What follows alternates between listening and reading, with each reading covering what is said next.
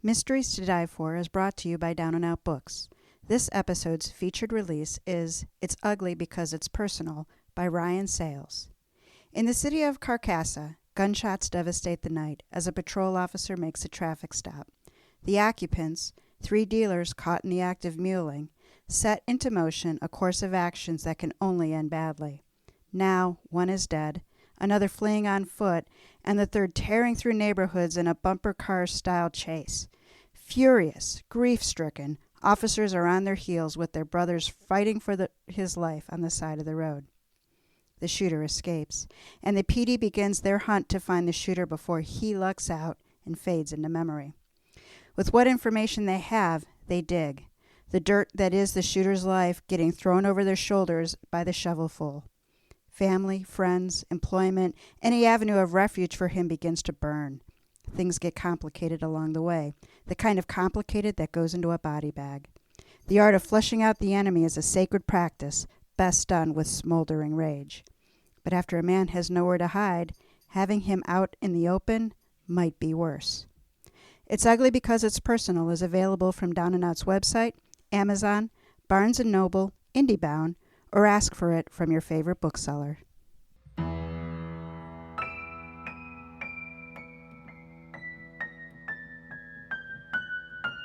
Welcome to Mysteries to Die For. I am TG Wolff, and I'm here with Jack, my piano player and producer. This is a podcast where we combine storytelling with original music to put you at the heart of murder, mystery, and mayhem. Some episodes will be my own. Others will be classics that help shape the mystery genre we know today. These are arrangements, which means instead of word-for-word readings, you get a performance that's meant to be heard. Jack and I perform these live, front to back, no breaks, no fakes, no retakes, unless it's really bad and then it makes me start over. This is Season 2. This season contains adaptations of stories published in the 1800s. These stories are some of the first to be considered mysteries. For that reason, this season is called The Originators. Today's story is about loyalty, bad assumptions, and a prize worth more than money. This story is told in 2 parts. This is the first, episode 5A, Sergeant Cuff and the Moonstone Diamond, an adaptation of The Moonstone by Wilkie Collins.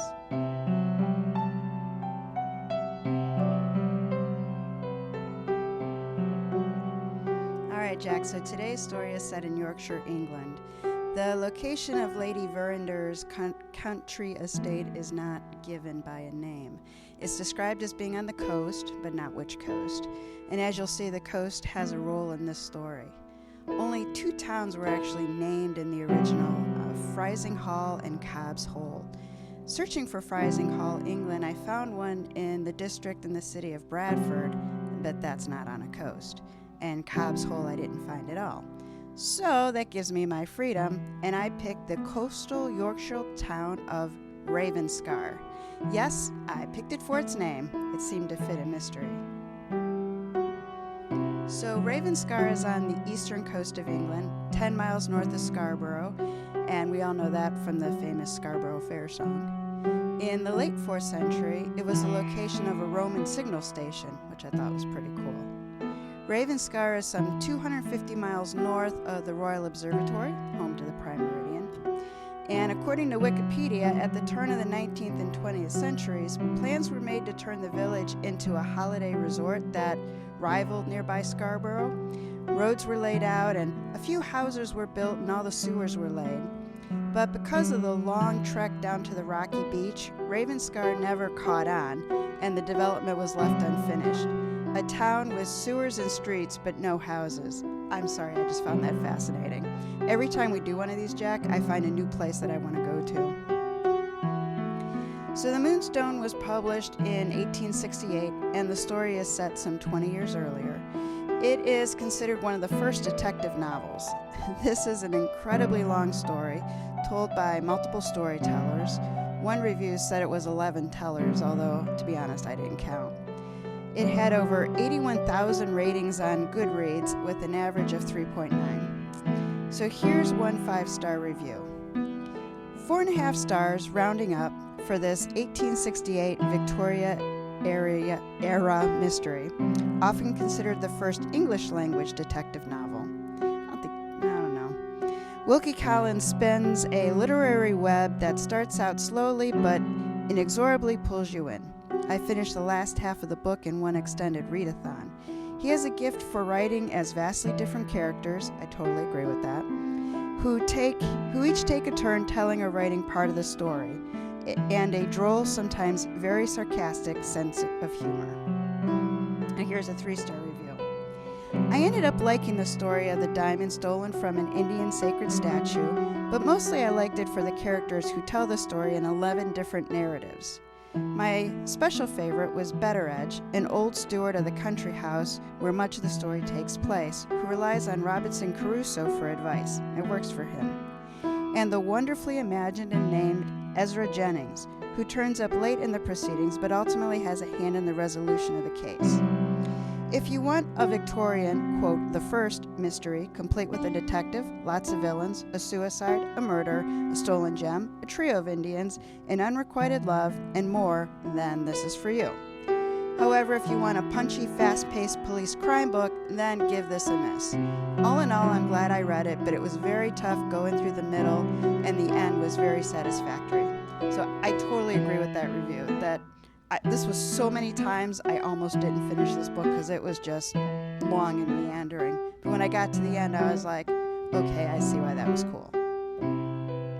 So you want to learn more about the original author? So William Wilkie Collins, he dropped William in his writing. He was both a writer and playwright, and his most famous novel was The Woman in White, which was written in 1859. It was his 5th novel and was considered among his first mysteries. I gotta admit, I tried starting with that one, and it did not finish for me. Now I see it was his style, and perhaps I should have persevered, but yeah, I didn't. So Wilkie was a professional writer. The other authors we featured, Poe, Pinkerton, Bulwer Lytton, Twain, they all had professions outside of writing. Wilkie didn't seem to. He wrote a lot. He wrote over 20 novels, 100 short stories, and then a bunch of plays, essays, and articles. In 1980, the Wilkie Collins Society was created to promote interest in Wilkie and his work. I thought this was interesting. So officially, Wilkie never married. Unofficially, he had 2 families. He lived with a woman named Caroline and her daughter from her first marriage, Harriet. 10 years later, he met a woman named Martha. She would have 3 children with Wilkie. For the last 20 years of his life, he split time between these 2 families. I don't know where he found time to write, trying to keep up with 2 families. Or maybe he had to write a lot because he had to keep up with 2 families. Okay, so we're about ready to begin our story. I'm going to start by explaining why we're doing adaptations of these early stories instead of performing them as written. Really 2 reasons. The language from the 1800s can be very hard. I mean, honestly, the commas alone make me wish I had wine sitting next to me instead of coffee. The second is that the style and length of the stories were not created for listening to, they were created for reading. As I said, this one today had over 200,000 words in its original form. And that's just right if you're reading every night because movies, television, and everything else hasn't been invented yet, but it's way too long for us. With these adaptations, we keep the heart of the story, preserving the groundbreaking narrative, but package it up for easier digestion. This one, honestly, I tried to be a little bit of everything. A satire, an adventure, a romance, a mystery, and needless to say, we're honing in on the last bit. And so we are ready for Sergeant Cuff and the Moonstone Diamond. Jack, why don't you take us in?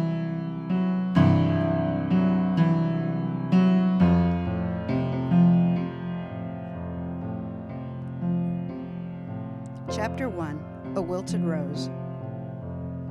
I rang the doorbell fiercely, barely able to contain my disgust. The door opened and I brushed aside the welcoming face in a good suit. "You've overwatered them," said I, stepping past the butler into the foyer. "They're all but drowned. Look at them. English roses wilting on the stem." The butler peered at the anemic flowers in the boxes, a.k.a. the evidence. "Explain yourself," demanded I. "Our gardener retired," said he. "They're in the responsible charge of a footman." irresponsible charge and a poor excuse. If the cook retires, will you put the footman in charge there too? I handed him my card. Sergeant Cuff, police detective, here at the urging of the police commissioner. Mr. Blake is expecting me. The butler expected the card and then my person. His appraisal summarized in the arch of a single brow. The opinion of a man who allowed roses to be abused meant nothing to me. This way, said he. I will inform Mr. Blank of your arrival. The parlor door closed behind me, and I began inspection of the room, learning about the man seeking to employ me. The parlor was comfortable, well appointed, similar in style to the butler, in much better condition than the Roses. I have been in many parlors over my long career, and this was a parlor of a gentleman, professional, single, and happy to stay that way. Footsteps warned my host approached. Their quickness implied urgency. Sergeant Cuff, Roderick Blake. Good Lord, when the commissioner said he'd send his best man, I never expected he would send a legend. Legend, exclaimed I. The title is better than Viscount. You may be better than Duke. You have a good reputation yourself, Mr. Blake. How is Parliament these days? Busy, said he. I scarcely have a moment to think. I appreciate you coming directly. Please sit. Would you like a drink? Never one to refuse a politician's finest, I settled in with the glass. I am at your service. Tell me about your problem. The problem belongs to my wife's sister, Lady Julia Verinder, said Blake. Are you acquainted with Colonel John Herncastle? I have heard of him, said I. He made his name and fortune in India. There was some controversy surrounding his return to England. Nothing criminal, if memory serves. Blake huffed, a sound of disagreement, disgust, or both.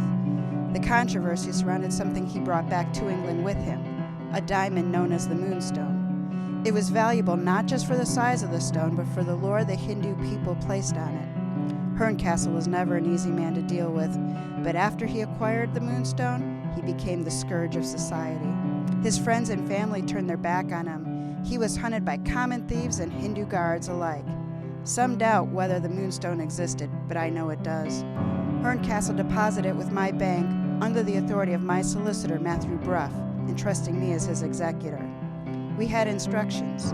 Monthly, Bruff would receive a letter from Herncastle stating he was alive and well.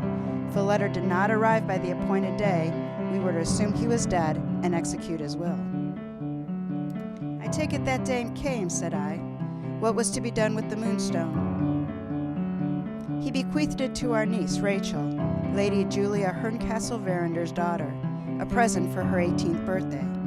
My own son Franklin agreed to escort the diamond from London to the Lady Verinder's home in Yorkshire. Franklin has been well educated in the best schools on the continent. He is a man who has traveled beyond his 22 years. From the time he withdrew the diamond from the bank, he felt threatened. It wasn't overt, of course, but still he felt it.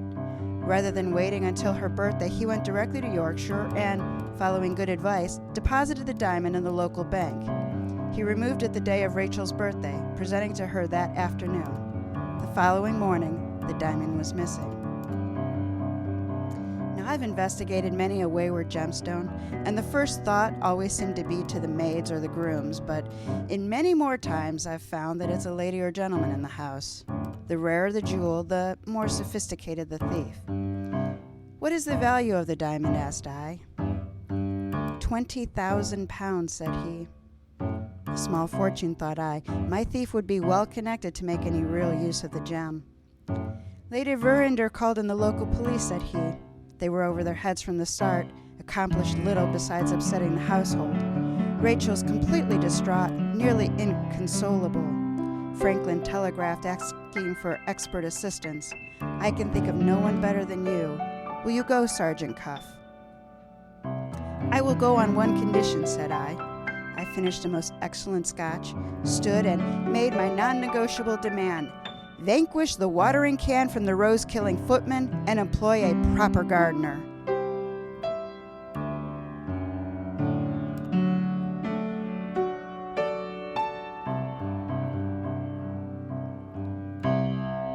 Chapter 2, Inside Out.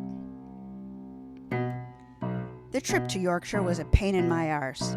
Technically, it was my back, but not many inches away. Blake's advance made the train comfortable enough, but the carriage ride from the station to the country home tossed me about like a hot potato. It was with the spirit of good riddance that I leapt from the carriage to the entrance of the Verinder estate. A man waiting was some 10 years older than my 60 years. He had the ruddy complexion of a man who lived a great deal of his life outdoors. Yet here he was, dressed like the man of the house, with a disapproving face to match. "Are you the London detective?" asked he. "I am," said I, twisting to crack my back. "Sergeant Cuff, at your service."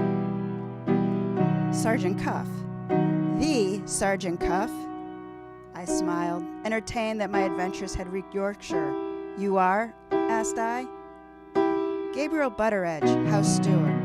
He turned to the manor house. "I will announce you directly to Lady Verinder." "In a bit," said I, not inclined to follow. I always prefer to get the lay of the land before the maneuvers begin. "Walk me about the property and tell me what you know." Betteredge set my bags on the inside of one of the stone pillars and then indicated up the hill toward the house. Our walking pace had a purpose and the route direct toward the garden. Our conversation, by comparison, was slower and meandered. "Mr. Franklin Blake arrived about a month ago," he said. "He spent many a day here in his childhood, and it's been a delight to have him home again. He brought with him a diamond meant as a birthday gift for Miss Rachel. Having been long acquainted with Mr. Franklin and knowing my dear lady's brother, Mr. Franklin told me of the stone's history and his experiences coming here. I advised him to deposit it with the bank as his uncle had. He took my advice, being a sensible young man. It remained under lock and key until 2 days ago. Mr. Franklin brought it back the afternoon of Miss Rachel's birthday." Betteredge followed the path to the right, veering around the large house. "Now this is a fine English garden," said I. "Yes, a master is at work here. I should want to meet your gardener." "Mr. Begbie, if you like," said Betteredge, a bit bewildered. "Who knew Mr. Franklin was retrieving the stone?" asked I. "Just me," said he. "He went into town with Mr. Godfrey Ablewhite and Miss Rachel, but neither knew his true purpose.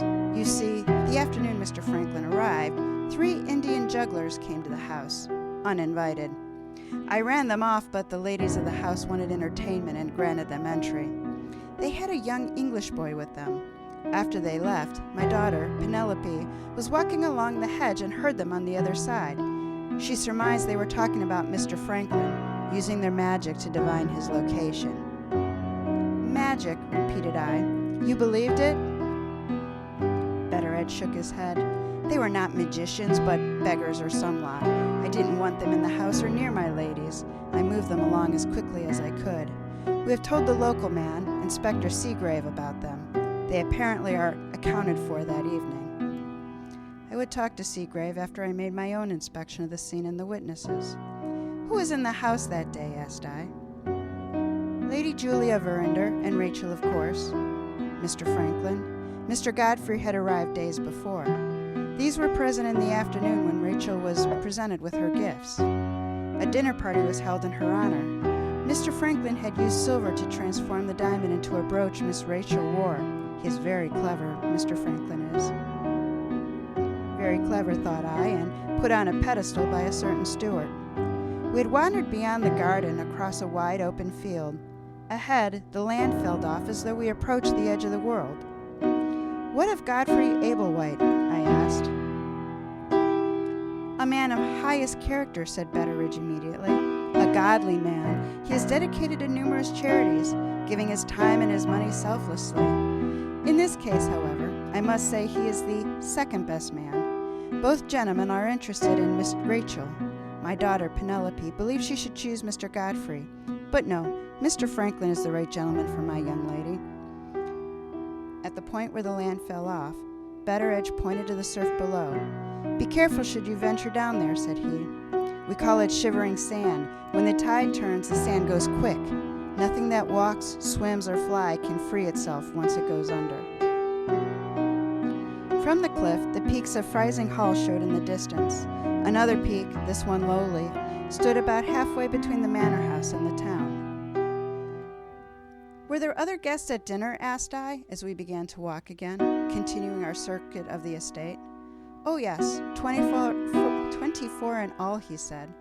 Family and friends came to celebrate. It was a joyous evening. Did all guests stay overnight, asked I. Those local returned to their homes, of course, said he. Several from London had taken accommodation in Freising Hall. It was a wet night. He pointed to a set of windows on the second floor. Those are Miss Rachel's windows. There's no way to access them from the garden, short of having wings. Or a ladder, I thought, but I didn't say.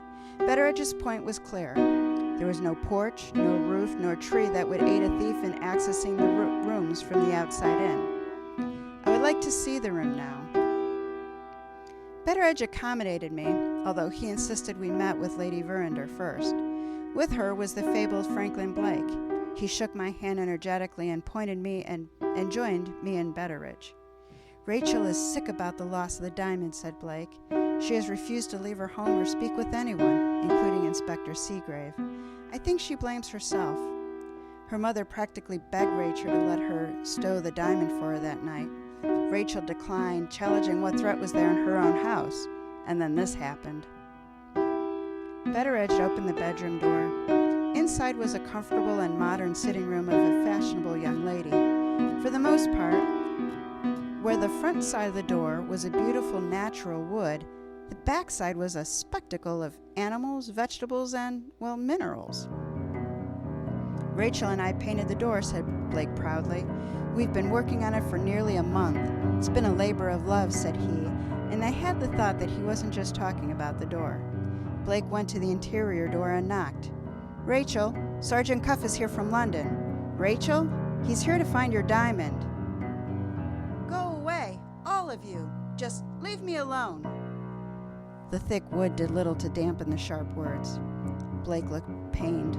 Forgive her, Sergeant. It's too much for her to deal with. Here, this is where she put the diamond before she retired. The chest he indicated had 5 drawers. Most were filled with the decorations of a young, wealthy woman. The third one down was half empty.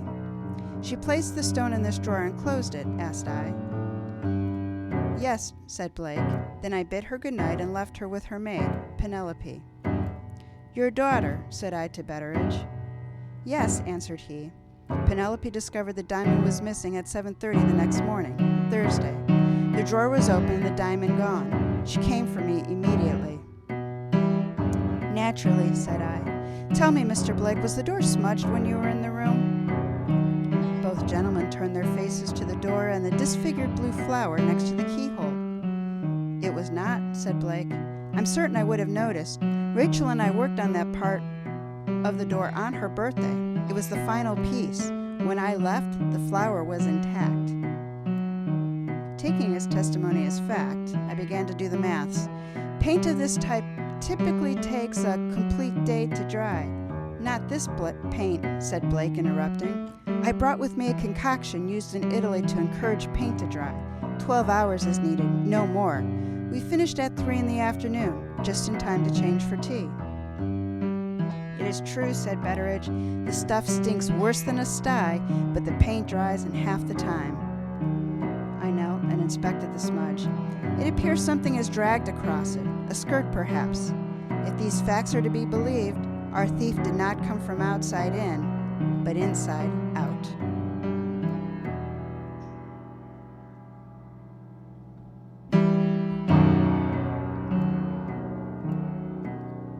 Chapter 3, Above Stairs. I chose the library as my headquarters and set to interview the residents above the stairs. The following story was consistent among the storytellers. All of the guests had arrived and were enjoying Lady Verinder's generosity when Rachel made her entrance wearing the Moonstone diamond. It was hung around her neck, nestled in a silver wire nest devised by Franklin Blake. The evening was festive. Rachel and the Moonstone were the center of attention. All were struck by the size and beauty. Mr. Murthwaite, an Italian friend of the deceased Sir John Verinder, was the only one more wary than impressed. He warned Rachel that there were parts of his country where her life would be in danger for wearing the stone. Blake was not his normal self, as noted by his lack of laughter. He and Dr. Candy had a row of a mild type over modern medicine. Mr. White, who drank too much, made a fool of himself in talking to Mrs. Ardmore. She always refers to her husband in the present tense, though he is deceased, a fact White did not know when he recommended her husband come and see him for a consultation. Lady Verander's niece, Drusilla Clack, was a member of one of Godfrey's pet projects and attempted to monopolize his attention. Dinner itself was enjoyed by all, but the weather forced the party to break up earlier than planned. The staff was busy attending the traveling guests, and the doors did not close until 11. Godfrey Ablewhite sat in the chair opposite me at the desk, rubbing his chin. It was an entertaining evening and not especially noteworthy, said he, at least for me. Blake, on the other hand, had a trying night. He'd not been himself for days and looked on the edge of fainting. Dr. Candy prescribed opium. Blake not only refused, but took the man to task for his alchemistic ways. The doctor was insulted, asked I. No, said he. It was more like he was challenged. He laughed at Blake the way you might at a child's silliness. He held his head high and kept an eye on Blake. When the doctor left, he looked much like the canary who had outsmarted the cat. And then Mr. Franklin was in the chair. Yes, that's right, said he. I did feel poorly. I gave up smoking, and the result was a near total lack of sleep. It caught up with me. And that night of all nights was the first good sleep I'd had since I arrived. I took a gin and tonic to my room and woke 8 hours later. Even then, I could have slept for another 1 or 2. It was difficult to clear my head, even in the chaos of the theft. Eventually, I felt myself again, and it was me who called for the Freising Hall police and ordered the house closed down. I was certain the diamond was in the house. Where else could it go? But the inspector ordered the room searched and found nothing. Interesting, said I. Inspector Seagrave searched all the rooms? Blake shook his head. The staff bedrooms. It caused a row. Penelope Betteredge nearly got herself arrested. See, she was the last to see the diamond and the one to discover it missing. He took a deep breath. It was the kind one takes when considering saying something useful to a detective. You noticed something, asked I. He had a look of guilt about him. Not exactly, said he. I feel compelled to tell you something, and at the same time, I'm sure it had nothing to do with what we're talking about. I don't want to point you at an innocent. Understandable, Mr. Blake, said I, putting his mind at ease. I promise you I do not jump to conclusions as Inspector Seagrave did. I look at all the information, piecing together the clues that matter, discarding the ones that don't. What you know may be the piece that ties the others together.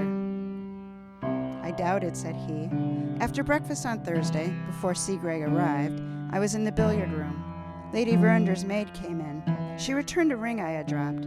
I thanked her for it, although I wondered why she had not just put it on my dresser. She also attends to the room I use. For whatever reason, she didn't. After I thanked her, she lingered. Her gaze was uncomfortable. Eventually, she said something strange. Something to the effect of, no one would ever find the diamond and who took it. She would make sure of that. I was about to ask her what she meant, but Betteredge came in and the girl hurried away. You told this to Seagrave, asked I, knowing the answer. No, said he. The inspector wasn't interested in speaking to me. He felt me a nuisance. Did Miss Rachel talk to Seagrave, asked I. Lady Verander held herself in a dignified manner. No, my daughter has refused to speak to anyone. She is anguished over the loss. She's barely eating, only what Penelope can coax into her. Is she blaming Penelope, asked I. No, the two are very close, said the lady. When Penelope's mother died, I insisted Gabriel bring her to the nursery while he executed his duties. I know what Seagrave thought, but Penelope is as above reproach as her father. No, look elsewhere for the thief, Sergeant. What of your own maid, asked I. Rosanna, asked she. She's been with me about a year and has given me no cause to doubt her. She keeps to herself and isn't prone to the gossiping of others her age. I doubt she could have had anything to do with it. I kept her busy till nearly 1, when she went to her room. We were both exhausted. After concluding the interview with the mother, I again tried the daughter. The result was the same. Orders shouted through a locked door.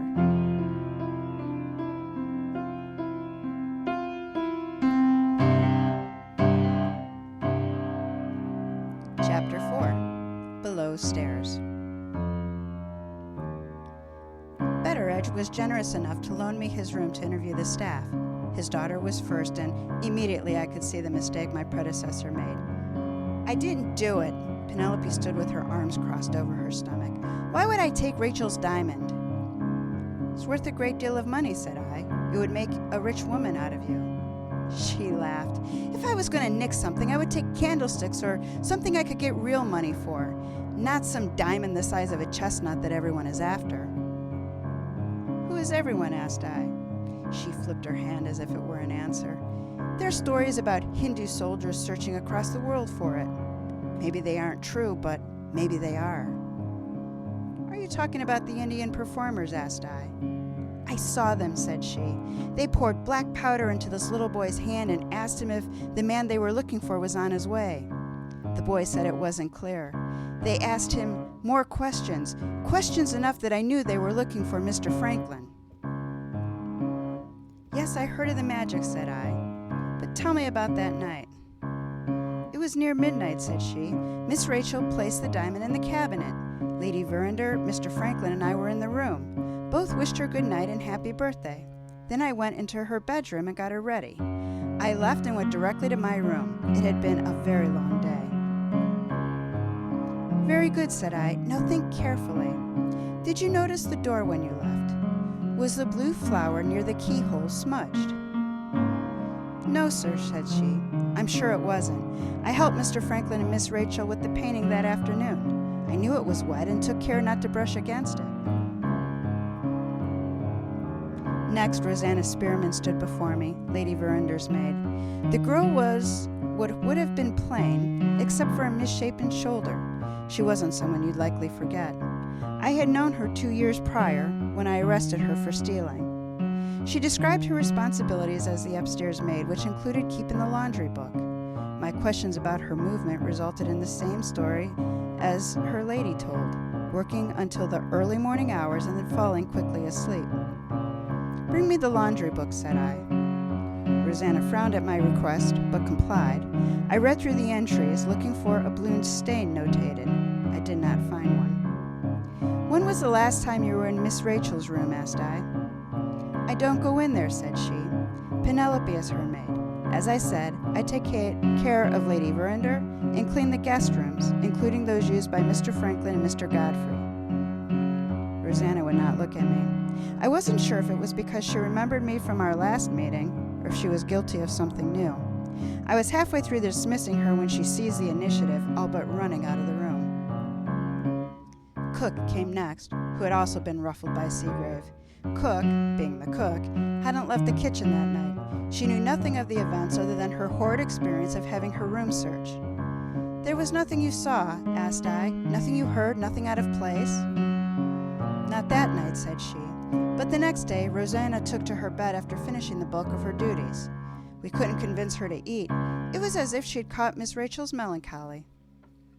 "When did she rejoin the world?" asked I. "Today, and she doesn't look as though she slept for days. Of course, that's what happened when you moon over your betters. The girl won't have a chance with a mag like that, even if she weren't born ugly."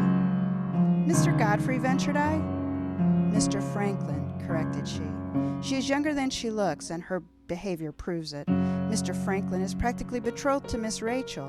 What's he want with the lady's maid? Nothing, I tell you." After Cook, I saw Betteredge again. "I need to consult with Lady Verinder."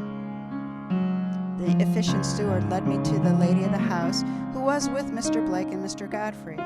"Have you solved the mystery?" asked she, her complexion without color. "I am making progress. I believe the smudge on the door is a valuable clue.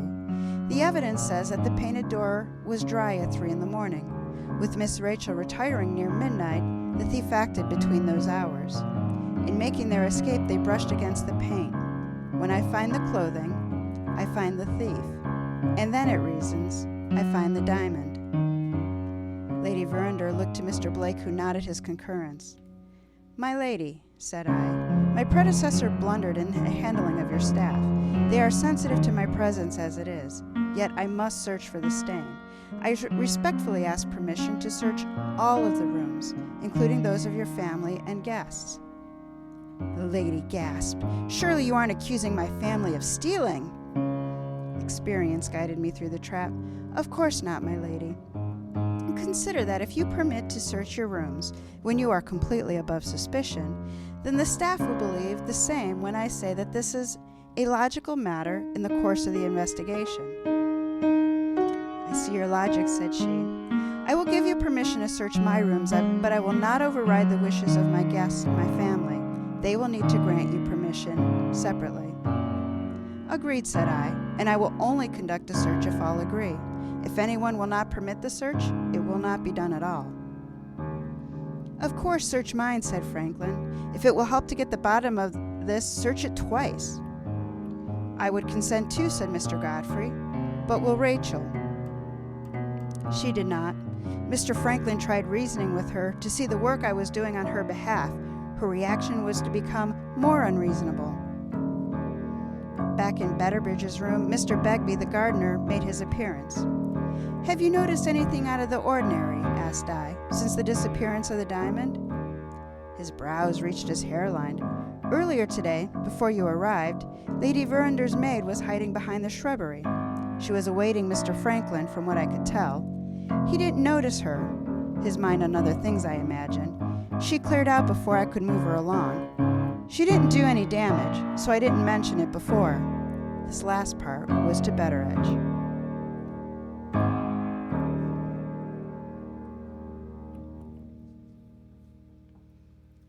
Chapter 5.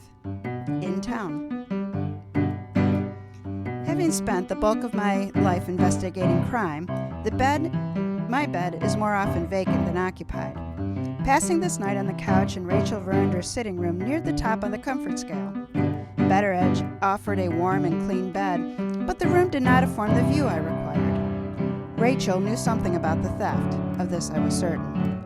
Rosanna also knew something about the theft. Of this I was equally certain. Past history told me Rosanna was capable of taking the diamond, but this was too sophisticated for her. There was another hand at play. My goal was to disrupt communication between Rosanna and Rachel. Positioned as I was, Rachel could not leave, and Rosanna could not enter without waking me. I closed my eyes in the dark of night and woke to a confused maid, Penelope Betteredge. Quickly, my brain began to function, realizing that nothing had happened the night before. Exactly as I planned. With the household busy and Rachel still refusing to leave her room, I borrowed a horse and went to Freising Hall. The village was charming, as English villages tend to be. Well-tended homes with equally tended front gardens. Flower boxes spilled over with the colors of the season, not a one suffering from the heavy hand of a watering can. The constabulary was easily found, as when the inspector named Seagrave. We discussed the case, what he saw and what he heard.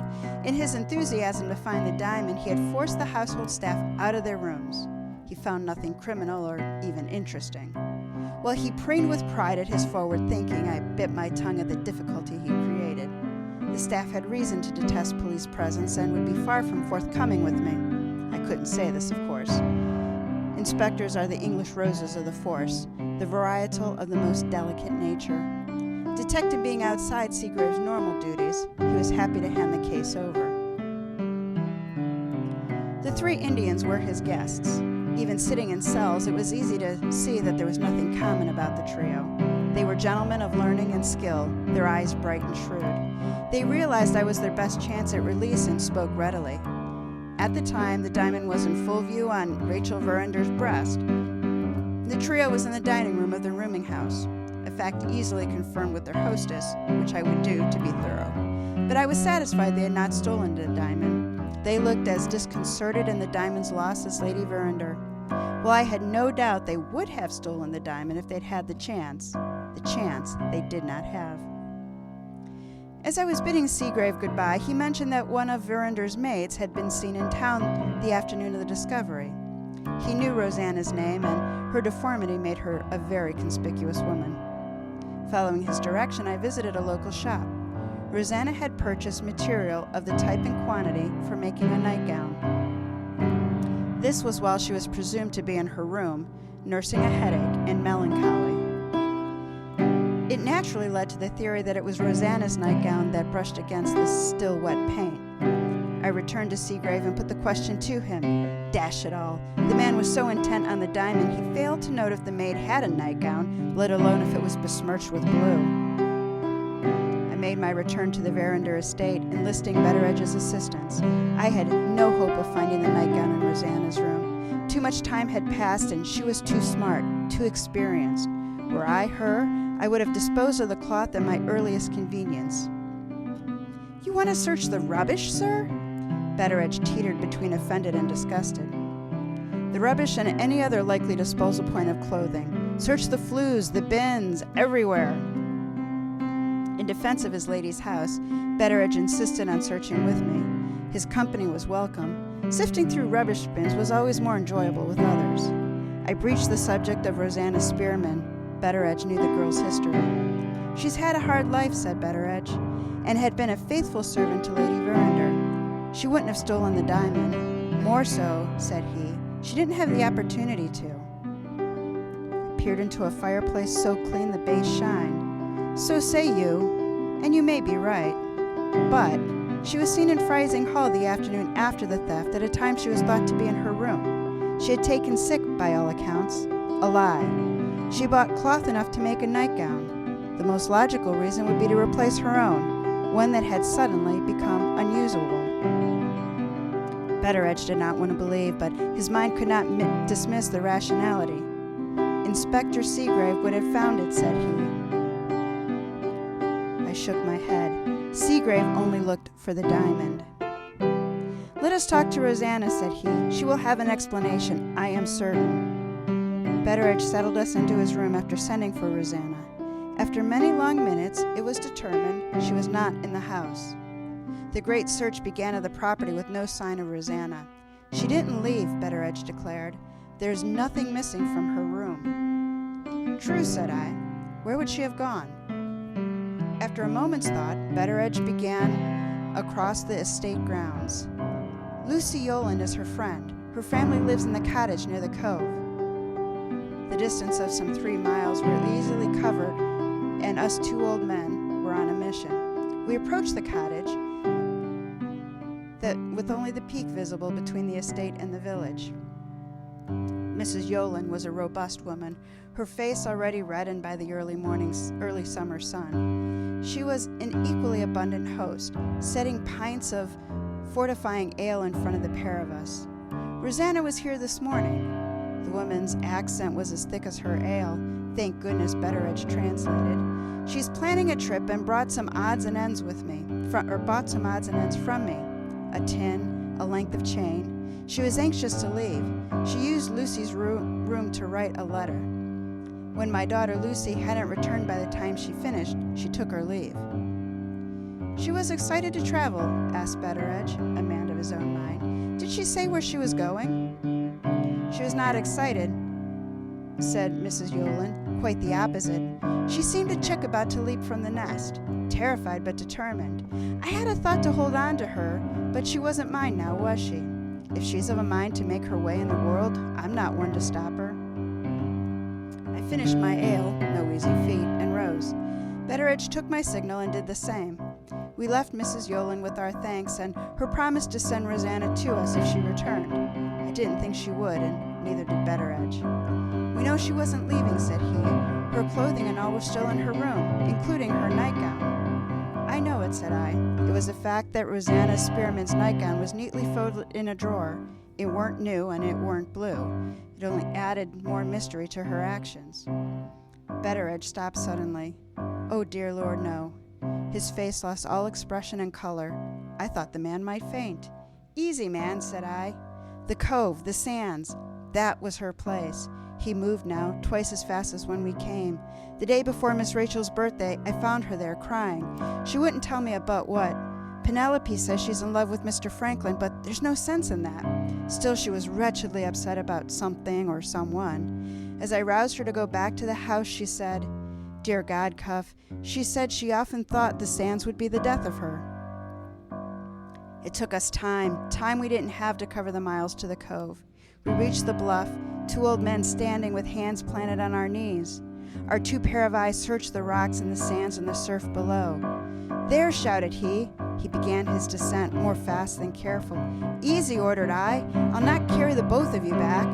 He paid no heed, slipping and sliding down until he stumbled onto the large rocks at the bottom. Reaching between the two, he withdrew a brightly colored cloth. "Rosanna! Rosanna!" called he. But we were alone. What was here would be here forevermore.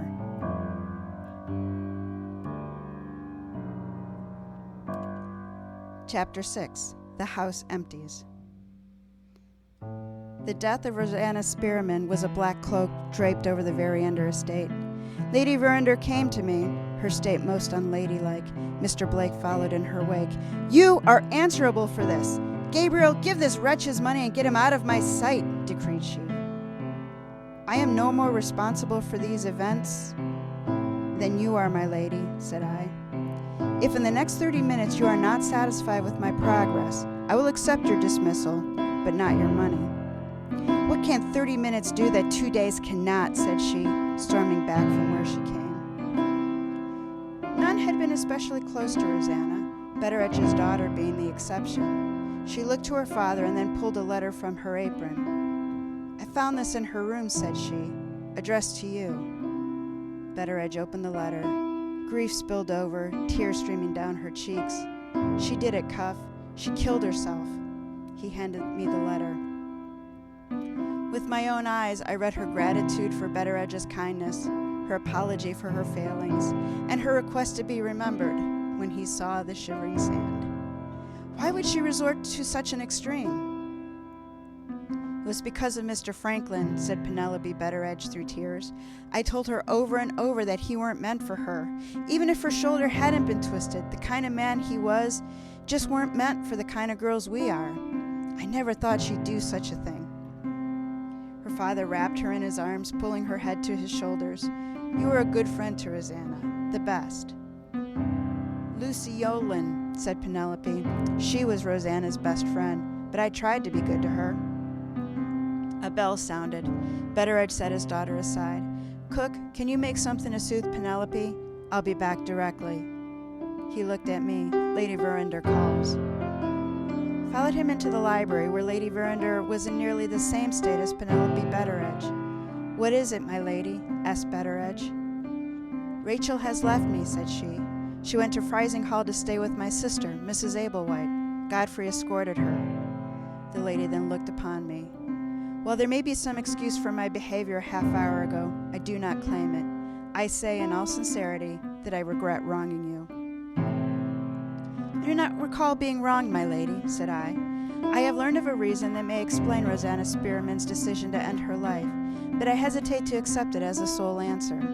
We are getting closer to the secrets of the theft, and now is not the time to get up. There is one who holds the key to all of this." "You are referring to my daughter," said she. "I had hoped we could conclude our business without bringing her name into this." "That is impossible," said I. "Looked upon this objectively, my lady, Miss Veriander has behaved aggressively toward Inspector Seagrave and myself, refusing to answer even the most basic questions. She has rejected any discourse with Mr. Blake, a man I understand she considered marrying. All three of us, my lady, have only sought to return the diamond to Miss Veriander. When all the rooms of the house were to be inspected, she not only refused, she ended the line of query. Every action points to Miss Veriander not wanting the stone to be found." "You think Rachel is secreting it away," said she. "I do," said I. "Perhaps she has debts she does not wish to acknowledge. It is a more common problem than one may realize. A diamond of that value in the right hands can solve many problems. That is the conclusion from plain facts. What does your experience tell you, my lady?" Lady Veriander looked a delicate flower on the edge of winter, her lips tinged with blue. "The circumstances have misled you," said she. "I know my daughter. She did not do as you describe. She has no secret debts. She has no knowledge of the type of people one would need to raise funds from such a stone." "There," said I, "is where Rosanna Spearman came in. I'm acquainted with her background, my lady, as it was I who arrested her. She was acquainted with a moneylender who is skilled in the art of liquidity. His name is Septimus Luker, and I have no doubt that Rosanna provided his name and address to your daughter." Lady Verinder sat back on the chaise, color slowly returning to her lips. "I am afraid I cannot accept your solution, Sergeant. If what you say were true, why would Rosanna kill herself? Once the Moonstone was sold, she would have enough money to be a lady of her own house. Why choose the sand?" "I do not know," said I. "I propose an experiment. Your daughter is of high emotion. Perhaps we can persuade her to talk. She does not know of Rosanna's death. If we use the knowledge as if a club, it is possible she will feel the weight of her decision and fill in the pieces." After talking through other options, each less agreeable than the first, Lady Verinder insisted on being the one to speak to her daughter. She packed the bag and set out for Freising Hall. The house was for us bachelors, Blake, Betteredge, myself.